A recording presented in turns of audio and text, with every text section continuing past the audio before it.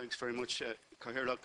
And at the outset, I'd like to agree with my colleague across the floor, Senator O'Brien, that it would be absurd if there was to be a banking inquiry that would exclude representation from the Seanad.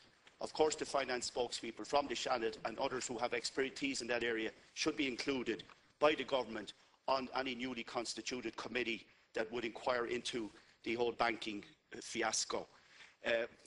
Cathaoirleach, I hate to say that we told you so, but for 2 years now in this Senate, members on all sides of the House have been warning that it would only take one serious issue within the charity sector, one bad egg as it were, that would do untold reputational damage to the entire crucial charity sector. Well, it seems to me that we have unfortunately more than one bad egg. We may have dozens of them, and what's unfolding now across the charity sector would appear to be only the tip of the iceberg.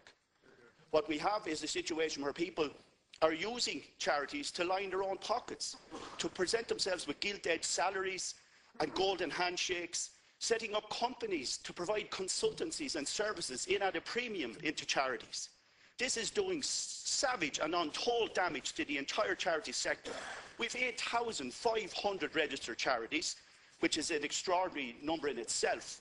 They have resources of between 6 and 8 billion annually at their disposal.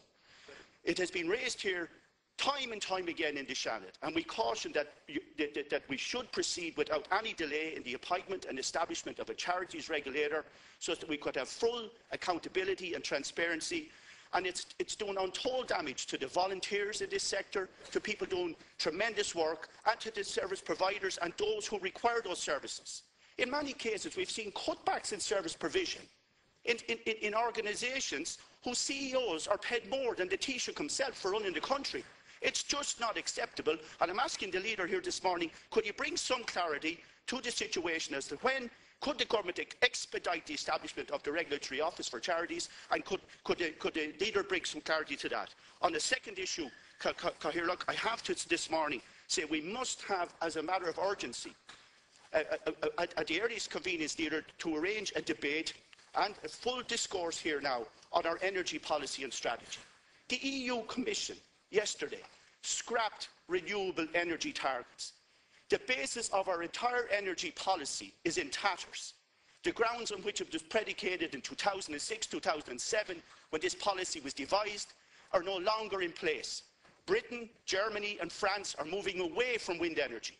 It's too costly, it's heavily subsidised, and it's driving energy prices and electricity off the chart for consumers and for industry.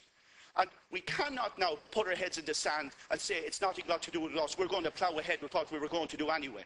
So I'm saying here, what is a no-brainer is that we cannot proceed with the energy policy that we currently have. We must change tack, we must change course, because Ireland will not be the tail that will wag the dog. We must take into account what's happening on the world markets in terms of the price of oil and gas, and we must take into account what bigger players like Britain and Germany are now doing in this sector, and it would be foolhardy for us not in this House to feed into that and to review and revise and revisit our energy policy. Thank you.